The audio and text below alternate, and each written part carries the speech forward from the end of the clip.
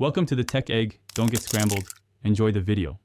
In this video, I will show how to open Toyota RAV4 key.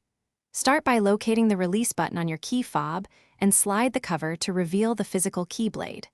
Use that blade to unlock the driver door and rotate gently to avoid damaging the tumbler. If the fob battery is dead, swap it for the correct coin cell to get remote locking working again. Stay calm and follow each step carefully.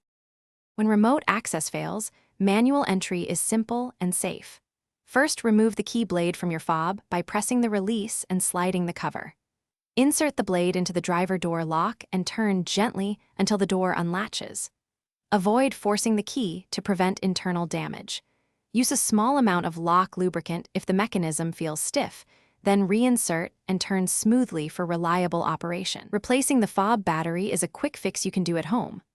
Open the fob housing carefully with a non-metallic pry tool and note the battery type printed inside.